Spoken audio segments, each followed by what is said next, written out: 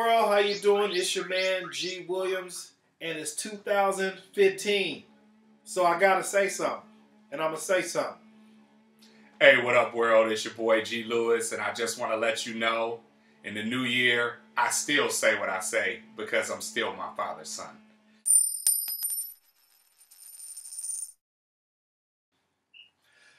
All right, financial minute.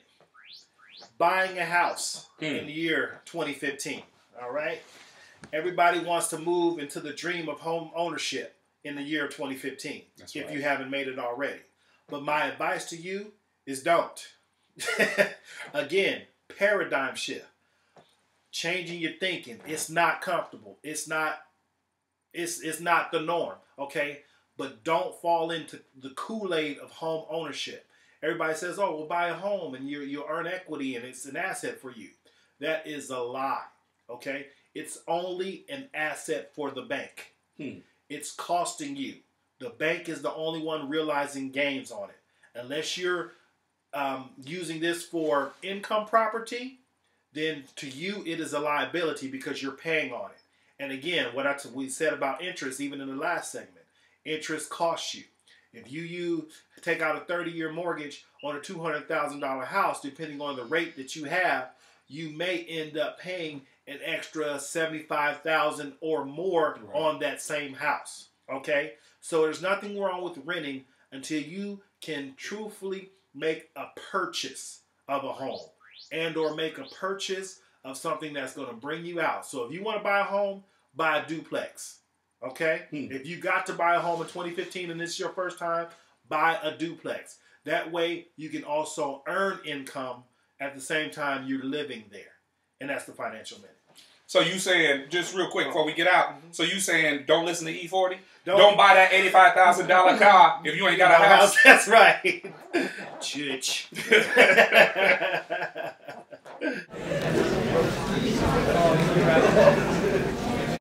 What up, world? It's your boy G Lewis, and you know, in the world of what's current, I got two things, man.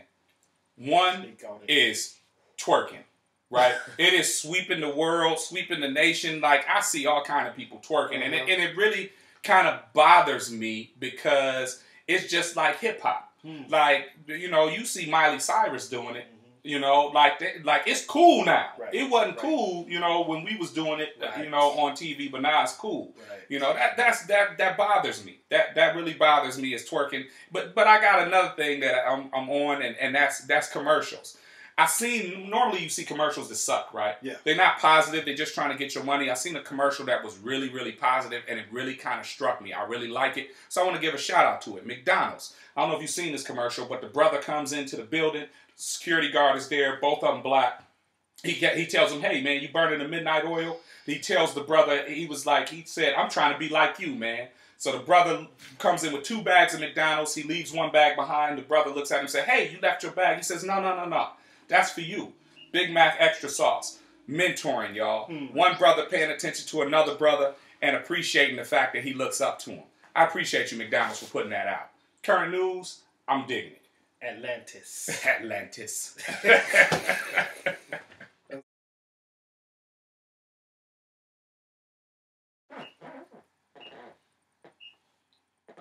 What up, y'all? Today we gonna talk about changing the contract.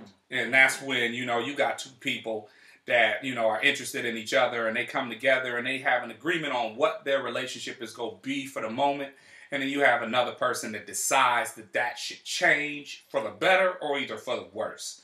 How do you feel about changing the contract? And have you had some changes in your contract? Oh, absolutely. Okay. Absolutely. Some that were instituted and some that were by living and growing in life, just thrown upon you. You know, change is constant, you know, and that's the good thing about change. It's going to come and pass you by if you don't recognize it.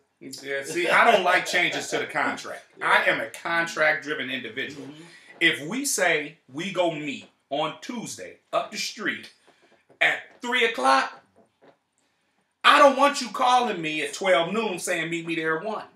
We got a problem. I have planned my whole day around 3 o'clock.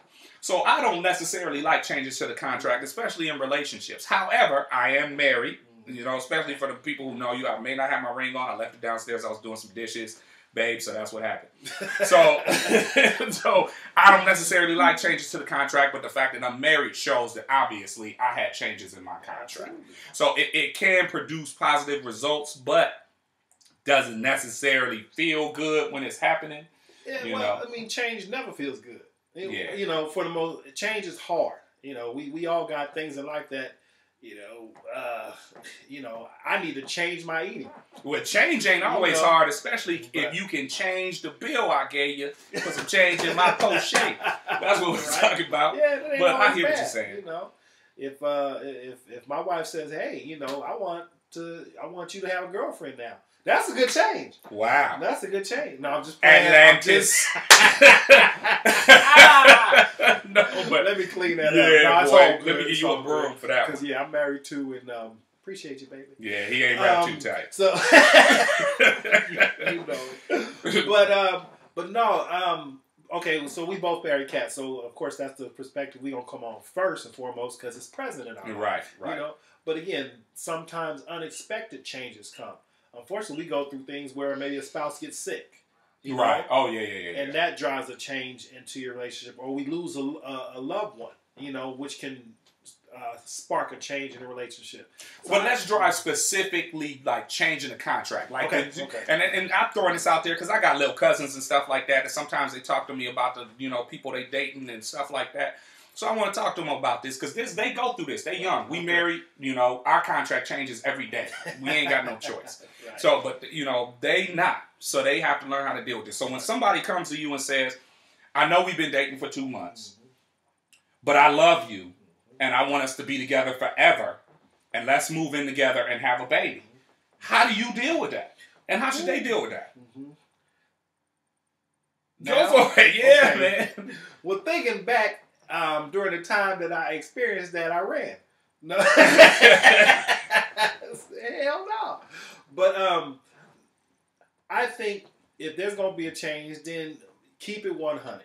Always declare your change and what it's gonna be, because you know what, you're gonna grow and you're gonna move to different stages of life. And so, if you got something that's that strong in you that you feel you need to change it, you owe it to your partner to come forward and say the change. Again, do we like it? No. But if it makes you a better, or you feel as if it's going to make you a better person or improve the situation that you're in, then you got to state your change. I mean, because even in business, you know, they create contracts, but they have a certain time limit on them. Mm-hmm. Why? Is because there's the ability to be able to change something in case it's not going right after a certain amount of time. That's true. That's true. But they also have courts that are designed to enforce the contract that's in place. So for those people that's not feeling that, when people come at you like that, always be polite. Number one, say thank you, because that person didn't have to sit down and be honest with you. They just could have played games with you and tried to trap you or do something like that. So number one, say thank you. Number two, be very, very specific about what it is that you want to make sure that what you want matches what they want. Because if it don't match and you do it anyway, you're going to end up being unhappy because you didn't do what you wanted to do and you did what they wanted you to do. Or they're not going to be unhappy because they're doing what you want to do and it's no longer what they want to do. That's the death of every good relationship. There you go. There. So be polite, be thorough, be honest, and then if you need to step, then step. And take that time that you would have spent in that relationship to reevaluate what it is you learned from it and how it is you can present your contract better so that it don't get broke in the future. But if it do, holler at your boy. I'm a lawyer. I'll hook you up. No, I'm not really a lawyer. But I will come argue your case. Atlantis. Atlantis. Deep.